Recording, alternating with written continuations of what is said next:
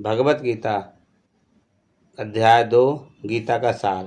श्लोका 2.39 एषा ते अभिहिता सांख्ये बुद्धि योगे तु इमां शृणु बुद्धया युक्ता अया पार्थ कर्मबंधम प्रहास्यसि। भावार्थ, यहाँ मैंने वैश्लेषिक अध्ययन सांख्य द्वारा इस ज्ञान का वर्णन किया है। अब निष्काम भाव से कर्म करना बता रहा हूँ, उसे सुनो।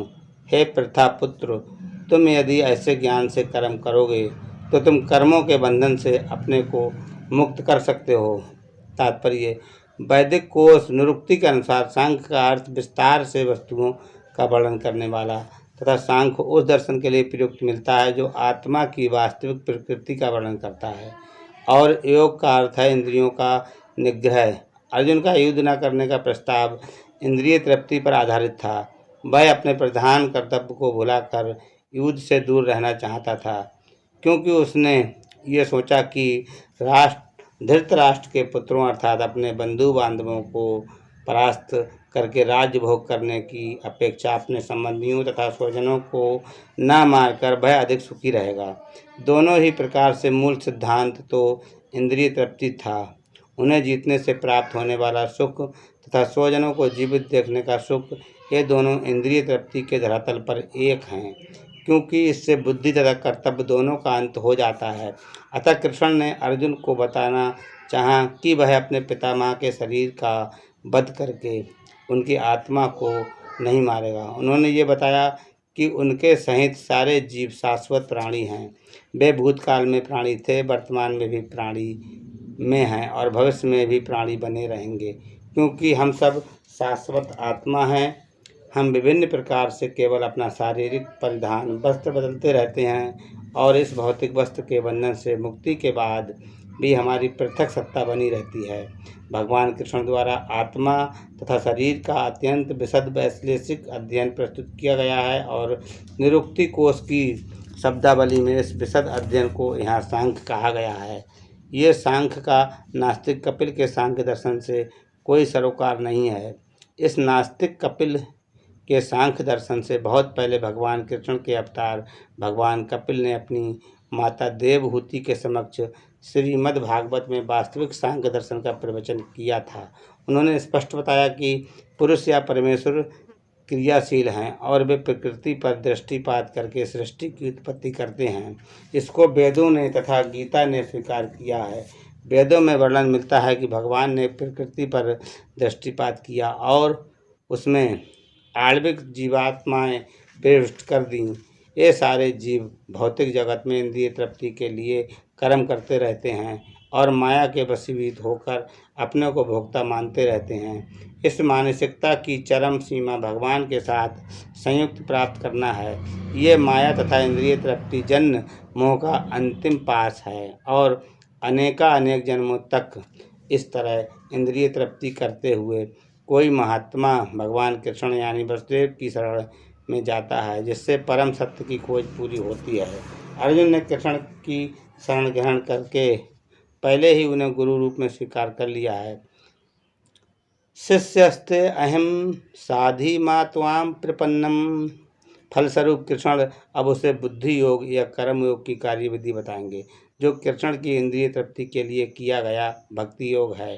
ये बुद्धि योग अध्याय 10 के 10वें श्लोक में वर्णित है, जिसमें इसे उन भगवान के साथ प्रत्यक्ष संपर्क बताया गया है जो सबके हृदय में परमात्मा रूप में विद्यमान है।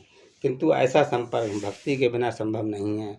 अतः जो भगवान की भक्ति या दिव्य प्रेमा भक्ति में या कृष्ण भावनामृत में स्थित होता है, वही भगवान की विशिष्ट कृपा से बुद्धि योग की ये अवस्था प्राप्त कर पाता है। अतः भगवान कहते हैं कि जो लोग दिव्य प्रेम बस भक्ति में निरंतर लगे रहते हैं, उन्हें ही वे भक्ति का विशुद्ध ज्ञान प्रदान करते हैं। इस प्रकार भक्त सरलता से उनके चिदानंदमय धाम में पहुंच सकते हैं। इस प्रकार इस श्लोक में वर्णित बुद्धि योग भगवान कृष्ण की भक्ति है और यहाँ पर उल्लिखित सांख्य शब्द का नास्तिक कपिल द्वारा प्रतिपादित अनीश्वरवादी सांख्य योग से कुछ भी संबंध नहीं है। अतः किसी को ये भ्रम नहीं होना चाहिए कि यहाँ पर उल्लिखित सांख्य योग की अनीश्वरवादी सांख्य से किसी प्रकार का संबंध है।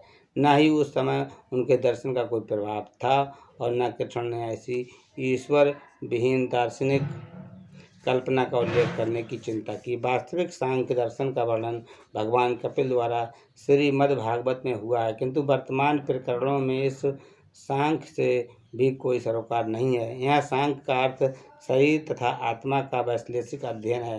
भगवान कृष्ण ने आत्मा का वैश्लेषिक वर्णन अर्जुन को बुद्धि योग या कर्म योग तक लाने के लिए किया। अतः भगवान कृष्ण का सांख्य तथा भगवान भागवत में भगवान कपिल द्वारा वर्णित सांख्य एक ही है। ये दोनों भक्ति योग हैं और भगवान कृष्ण ने कहा कि केवल अल्पज्ञ ही सांख्य योग तथा भक्ति योग में भेदभाव मानते हैं। सांख्य एगो पृथग्वाला प्रवदंती न पंडिता। निसंदेह अनीश्वरवादी सांख्य योग का भक्ति योग से कोई संबंध नहीं है। फिर भी बुद्धिहीन व्यक्तियों का दावा है कि भगवत गीता में अनीश्वरवादी सांख्य का ही वर्णन हुआ है। अतः मनुष्य को ये जान लेना चाहिए कि बुद्धि योग का अर्थ कृष्ण भावना अमृत में पूर्ण अंदर आनंद तथा भक्ति के ज्ञान में कर्म करना है। जो व्यक्ति भगवान की तुष्टि के लिए कर्म करता है, चाहे वो कर्म कितना भी कठिन क्यों ना हो, वह बुद्धि योग के सिद्धांत के अनुसार कार्य करता है और दिव्य आनंद का अनुभव करता है। ऐसी दिव्य व्यवस्था के कारण से भगवत कृपा से स्वतः संपूर्ण दिव्य ज्ञान प्राप्त हो जाता है और ज्ञान प्राप्त करने के लिए अतिरिक्त श्रम किए बिना ही उसकी पूर्ण मुक्ति हो जाती है। कृष्ण भावना भावित कर्म तथा फल प्राप्ति की इच्छा से किए गए कर्म में विशेषतया पारिवारिक या बौद्धिक सुख प्राप्त करने की इंद्रिय तृप्ति के लिए किए गए कर्म में प्रचुर अंतर होता है। अतः बुद्धि योग हमारे द्वारा संपन्न कार्य का दिव्य गुण है। हरे कृष्ण।